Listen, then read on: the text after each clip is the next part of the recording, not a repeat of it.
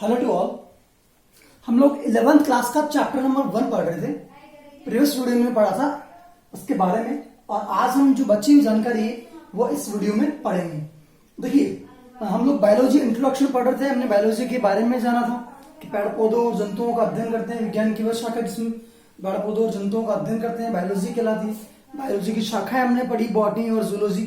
कुछ साइंटिस्ट थे, जैसे कि मैं बात करूं लिनियस, ऑगस्ट वगैरह, जिन्होंने कुछ पुस्तकें भी लिखी थी जिनमें भी बायोलॉजी शब्द का यूज किया गया था।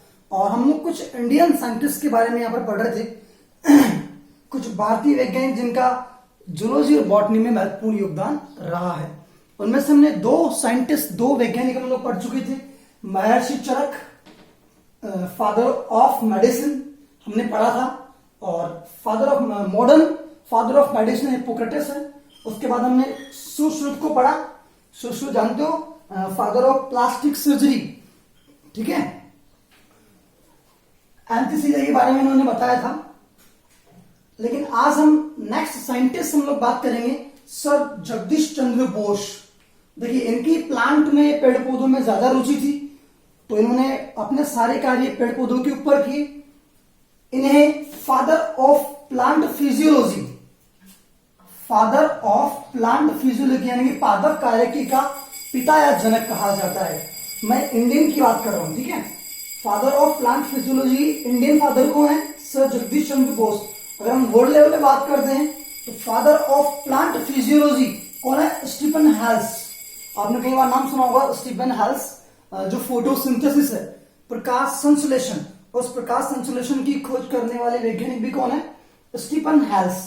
तो ध्यान रहेगा, फादर ऑफ प्लांट फिजियोलॉजी अगर हम इंडियन की बात करते हैं तो सर जगदीश चंद्र बोस हैं, और अगर वर्ल्ड लेवल पे बात करते हैं फादर ऑफ प्लांट फिजियोलॉजी की तो स्टीफन हेल्स है, जिन्होंने प्रकाश संश्लेषण की खोज करी थी। इन्होंने क्या बताया कि इन्होंने जो छुई हुई होती है, लाजवंती जो होती है, ठीक है, आपने कई बार नाम सुना होगा छुई हुई का, जो लाजवंती होती है उसका साइंटिस्ट जो वैज्ञानिक नाम है वो है माइमोसा पुडिका। तो उन्होंने क्या किया, छुई हुई पे अपने प्रयोग किए, माइमोसा पुडिका पर अपने प्रयोग किए। और ध्यान रखना, इन्होंने जो कृपानुकुंचन है, कंपानुकुंचन या हम कह सकते हैं स्पर्शानुकुंचन के बारे में बताया। अब कृपानुकुंचन क्या होता है, कंपानुकुंचन या स्पर्शानुकुंचन क्या होता है कि प्लांट्स होते हैं, उन प्लांट्स को लोग छूते हैं तो उनकी पत्तियां क्या होती है, एक दूसरे की ओर सिकुड़ जाती है, मुरझा जाती है। वही क्या कहलाता है जब उनको छूने पर, तो वही क्या कहलाता है? कंपानुकुंचन या स्पर्शानुकुंचन। इन्होंने एक प्लांट होता इंडियन टेलीग्राम प्लांट, साइंटिफिक नाम है, जो वैज्ञानिक नाम है इसका पूछ लिया जाए, डेस्मोडियम गायरेंस इसका वैज्ञानिक नाम है। इसके ऊपर भी सर जगदीश चंद्र बोस ने प्रयोग किए। इन्होंने पौधों में जो वृद्धि होती है उसको मापने के लिए भी एक यंत्र का आविष्कार किया था, वह है कैस्कोग्राफ। ध्यान रखना, पौधों की वृद्धि को मापने के लिए किस यंत्र का इस्तेमाल किया जाता है? कैस्कोग्राफ का, ठीक है। इन्होंने क्रोनोबायोलॉजी के बारे में भी बताया। क्या होती है क्रोनोबायोलॉजी? देखिए, पौधों में वृद्धि और उपापचय क्रियाओं पर समय के प्रवाह के अध्ययन को क्रोनोबायोलॉजी कहते हैं, ठीक है। क्रोनोबायोलॉजी के बारे में किसने बताया? सर जगदीश चंद्र बोस ने। क्या कहा इन्होंने कि पौधे की वृद्धि और उपापचय क्रियाओं पर समय के प्रवाह के अध्ययन को हम लोग क्या बोल देते हैं? क्रोनोबायोलॉजी, ठीक है। याद रखना, इन्हीं के नाम पर कोलकाता में एक इंस्टीट्यूट की स्थापना की गई और उसका नाम रखा गया बोस इंस्टीट्यूट, और इसकी स्थापना की गई 30 नवंबर 1917 में, जो कहां उपस्थित है? कोलकाता में। तो इन्हीं के सम्मान में दिया गया।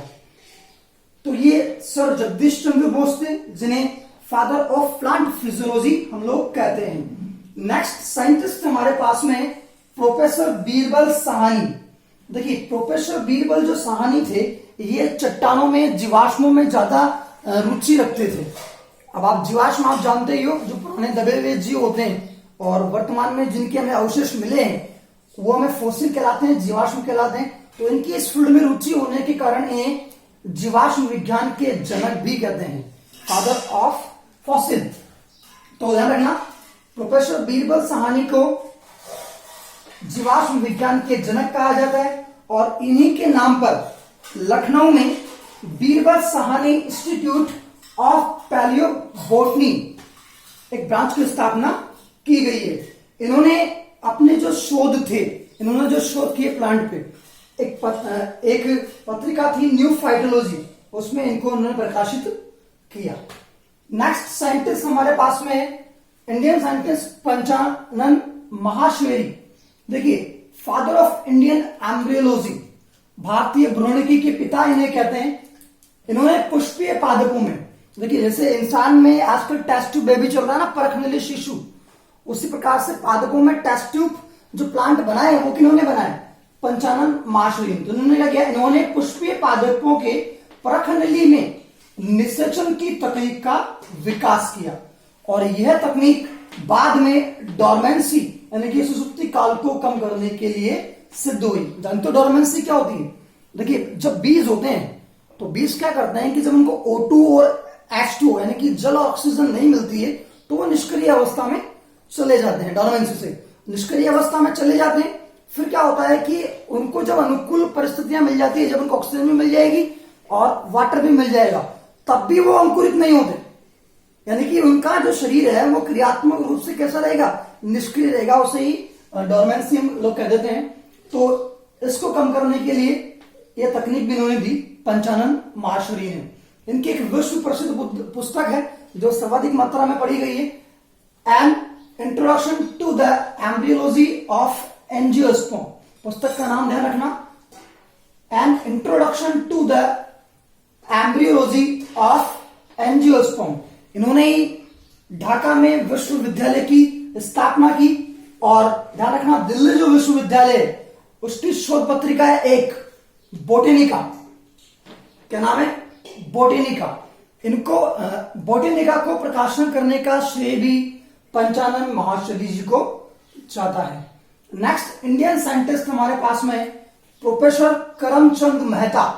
देखिए, ये इनका शुरू से ही जो इंटरेस्ट था वो प्लांट के अंदर था, प्लांट डिजीज के अंदर था। तो इसलिए इनको ये जो साइंटिस्ट हैं ये कहलाते हैं पादप रोग विज्ञानी, क्योंकि ये पादप में जो डिजीज होती है उसके ऊपर रिसर्च करते हैं, तो इन्हें पादप रोग विज्ञानी कहते हैं। ध्यान रखना, इन्होंने जो धान्य फसलें होती है उसमें एक रोग होता है रस्ट डिजीज, किट रोग, उस किट रोग पर शोध कार्य भी इन्होंने किया था। ये प्रोफेसर करमचंद मेहता है। और लास्ट में हमारे पास इंडियन साइंटिस्ट है MS स्वामीनाथन। आप इनको तो सभी जानते होंगे। देखिए, ये जो हरित क्रांति आई थी उस हरित क्रांति के जनक हैं कौन? Indian MS Swaminathan. हरित क्रांति के जनक कौन है? MS स्वामीनाथन। और इन्होंने प्लांट्स जो है उसकी नई नई किस्में भी बनाई। जैसे मैं बात करता हूं अलसी की, इन्होंने एक नई किस्म बनाई जिसका नाम था अरुणा। ज्वार की एक किस्म बनाई जिसका नाम था दोगली। और कपास की भी इन्होंने एक नई किस्म बनाई थी, उसका नाम था सुजाता। तो ये MS स्वामीनाथन थे। इनके बाद ही हरित क्रांति के बाद ही हमारे पास में खाने पीने की चीजों की पूर्ति होने लगी। कुछ क्रांतियां और है जो चलाई गई थी, जैसे तिलहन, तिल जो होते हैं इनमें वृद्धि करने के लिए। पीली क्रांति चलाई गई मत्स्य मछलियों के उत्पादन को बढ़ाने के लिए। नीली क्रांति चलाई गई और अंडों के उत्पादन को बढ़ाने के लिए सिल्वर क्रांति चलाई गई। और इसी प्रकार से दूध की मात्रा को बढ़ाने के लिए श्वेत क्रांति चलाई गई।